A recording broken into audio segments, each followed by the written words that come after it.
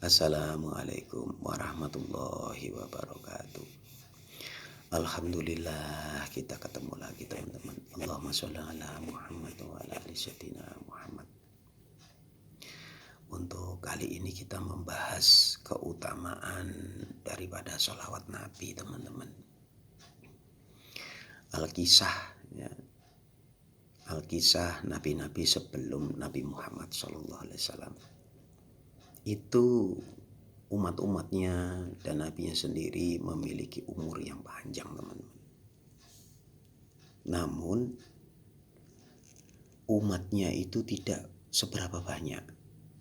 Nah, berbeda dengan nabi kita. Umur beliau hanya 63 teman-teman. Begitu juga umur umat-umat Nabi Muhammad itu patokannya ya 63 itu. Sekitar itulah. Jadi pendek-pendek lah dibandingkan dengan umur pada umat-umat nabi-nabi sebelumnya. Namun ya teman-teman, umatnya Nabi Muhammad ini memiliki banyak keistimewaan. Banyak sekali keistimewaannya. Sampai-sampai Nabi Musa pun dalam suatu riwayat ini ingin ikut sebagai umat Nabi Muhammad. Saking banyaknya pahala-pahala yang diberikan Allah kepada umat Nabi Muhammad, keistimewaannya itu banyak. Sehingga biarpun umurnya itu pendek, tapi amal ibadah yang bisa dilakukan oleh umat Nabi Muhammad ini bisa mengalahkan umat-umat nabi-nabi sebelum Nabi Muhammad yang memiliki umur-umur yang panjang teman-teman.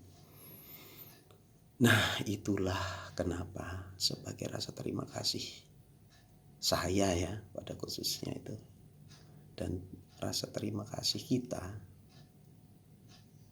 alangkah layaknya kita itu mendoakan Nabi kita juga, yang mana doa itu akan kembali ke kita teman-teman. Caranya mudah, yaitu apa? Ya selawat itu. Karena apa? Karena sholawat Nabi itu biarpun dilafalkan, diucapkan, nggak niat ya, nggak niat. Saking sudah kebiasaannya kita nih ya. Kita kalau sudah biasa kadang-kadang ngelamun itu sambil mulut itu otomatis itu kayak zikir sendiri gitu. Selawat itu, nama sholawat itu janji Allah itu akan tetap diterima. Saking fadilahnya sholawat itu teman-teman. Jadi jangan lupa ya teman-teman ya. Setiap hari itu usahakan banget sholawat kepada Nabi itu. Supaya apa? Supaya fadilah keutamaan sholawat itu kita bisa menikmatinya. Apa aja teman-teman? Nah, ini saya rangkum ya. Saya mencoba bantu menginformasikan supaya lebih mantap teman-teman dalam menjalani atau melakukan selawat itu. Jadi yang pertama itu, kita kalau sering selawat itu ya, sudah kebiasaan itu, hati kita tuh tertaut pada Nabi, hati kita tuh tertaut, dan bukan tidak mungkin ujung-ujungnya nanti kita bisa mimpi Nabi Muhammad SAW. Mudah-mudahan kita bisa bertemu meskipun dalam mimpi, dan mudah-mudahan di akhir nanti kita bisa berkumpul dengan beliau, yaitu kita mengharap syafaat ya, syafaat. Jadi ibarat kain ya, kain Islam itu adalah kain. Kita sudah memiliki syarat untuk masuk surga di akhirat itu karena kita menganut Islam ya teman-teman. Kita menganut Islam, jadi syaratnya ini sudah masuk. Ibaratnya itu kita punya kain. Nah, kain ini tidak sempurna teman-teman. Ada yang bolong, ada yang sobek. Nah, syafaat itu menambal kain itu supaya sempurna. Nah, jadi keutamaan yang pertama kalau kita sering membaca selawat itu adalah kita mendapat ridho Allah dengan mendapatkan syafaat daripada Nabi Muhammad. Jadi nabi-nabi itu tidak ada yang bisa memberikan syafaat kecuali Nabi Muhammad SAW. Ya, jadi kita mengharap, pertama itu mengharap syafaatnya. Terus yang kedua,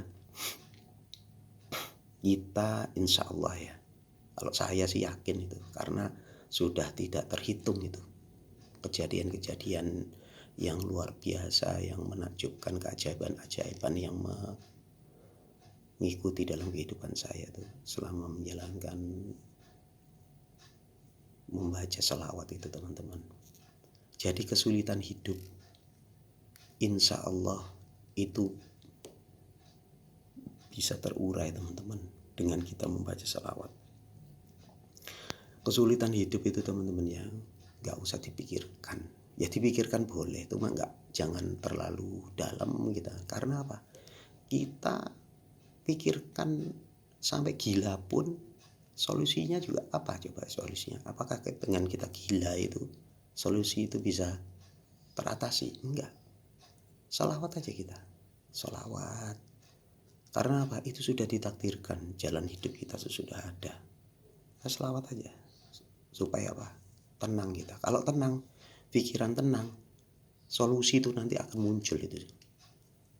Nah, solusi itu nggak ujuk-ujuk muncul, nggak bisa ujuk-ujuk muncul, harus melalui ketenangan jiwa. Nah, ketenangan jiwa itu melalui selawat tadi. Lawang akhirat aja ditanggung dengan kita selawat, apalagi cuma dunia yang istilahnya itu tidak ada satu tetes dari air yang ada di lautan, ya kan gitu. Ya, itu yang kedua. Jadi kesulitan hidup insya Allah akan bisa kita lewati dengan salawat, karena kita bisa tenang. Fadilah ketiga, karena kesulitan hidup itu bisa terlewati karena hati kita tenang, akhirnya apa? Rezeki itu bisa mengalir.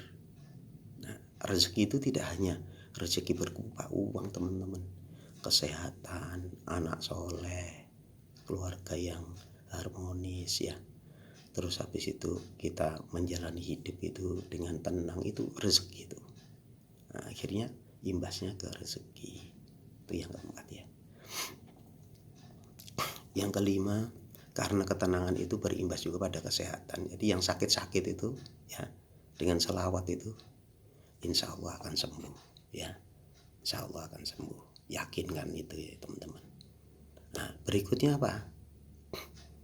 Kita janji Allah itu ya, kita akan dimudahkan dalam sakaratul maut. Nah, dimudahkan, teman-teman. Ya, kita berharap seperti itu. Udah gitu, nggak sakit. Semoga kita bisa senyum dalam menghadapi itu. Karena apa? Karena kita sudah salawat, kita yakini ya, kita mati itu bukan suatu hal yang mengerikan. Karena apa? Kita akan ketemu sama Nabi, ketemu sama Allah. Itu suatu hal yang mengembirakan. Nah, dimudahkan dalam sakaratul maut. Terus yang berikutnya, yang jelas ya, yaitu tadi kita ketemu, semoga dapat syafaat. Demikian, teman-teman, semoga bahasan berikutnya kita membahas hal-hal yang hari-hari aja, teman-teman. Gak usah yang berat-berat, yang ringan-ringan aja ya. Wabillahi taufik wal hidayah. Wassalamualaikum warahmatullahi wabarakatuh.